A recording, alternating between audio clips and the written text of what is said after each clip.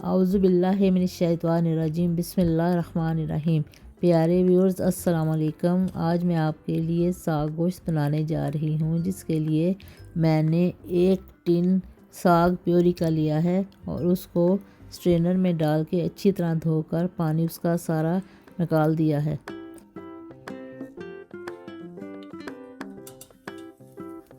अब एक पैन लेकर उसमें 3-4 टेबलस्पून ऑयल के डालने हैं और उसको हल्का सा वार्म करके उसमें ड्रेन किया हुआ साग डाल के उसमें 1 टीस्पून नमक और 1 टीस्पून रेड चिली पाउडर डाल देना है। और उसमें मैंने 4 ग्रीन चिली को अच्छी तरह से चॉप करके वो भी डाल दिए और उसको अच्छी तरह से मिक्स करना है, भून लेना है और 10 मिनट तक उसको भूनते रहना। उसके बाद साग रेडी हो जाएगा। अब हमारा साग जो है वो तैयार हो चुका है। अब हम इसको एक साइड पे रख देंगे और इसके लिए मीट बनाएंगे।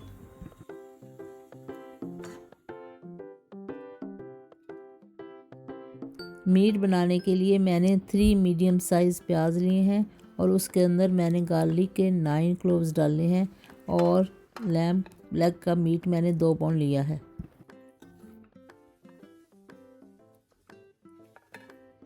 अब इसमें 2 teaspoon red chilli powder, 1 1/4 teaspoon salt और 1/4 टीस्पून हल्दी डालनी है और 1 गिलास पानी डाल के उसका प्रेशर कुकर का लिड बंद कर देना है।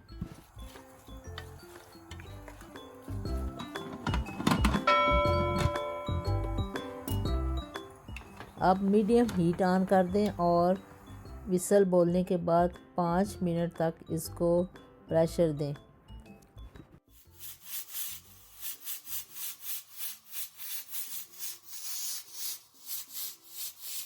अब हीट को ऑफ़ कर दिया है और इसका वेट करेंगे स्टीम निकल जाए।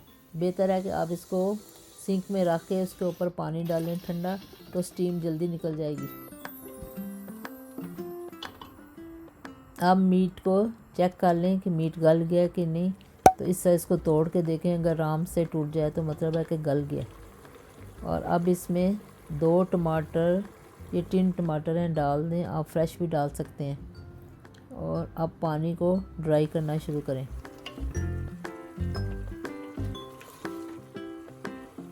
अब पानी खुशक हो चुका है तो मैं इसमें अदरक डाल रही हूँ और साथ ही तेल भी डाल देना है। तकरीबन 3/4 कप के डालने हैं और अब इसको भूनना शुरू करूँगी ताकि वो अच्छी तरह भुन जाए। तकरीबन 20-25 मिनट तक भूनते रहना है।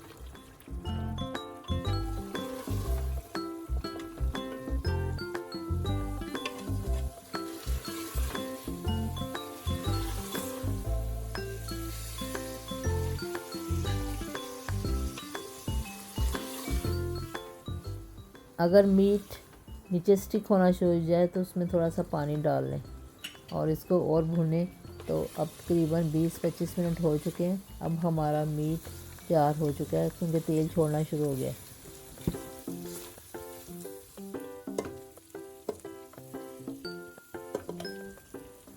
अब इसमें साग को डाल देना है और इसको भूनना शुरू करना है।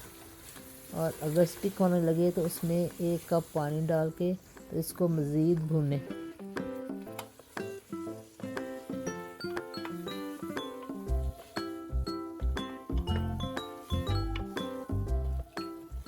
अब इसमें 2 कप पानी डाल दें और इसको 10 मिनट के लिए तकरीबन लो हीट पर पकाएं और ऊपर से ढकना देकर इसको कवर कर दें और मिडल में चेक करते रहें ताकि वो स्टिक ना हो जाए।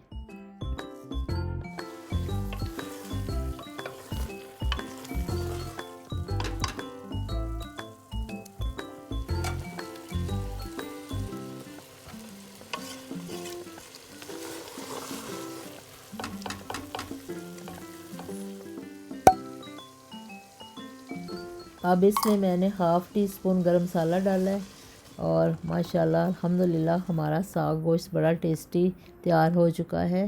तो आप इसको शेयर करें, सब्सक्राइब करें और बेल आइकन को दबाएं और इसको कमेंट्स करके बताएं कि आपको ये रेसिपी कैसी लगी है।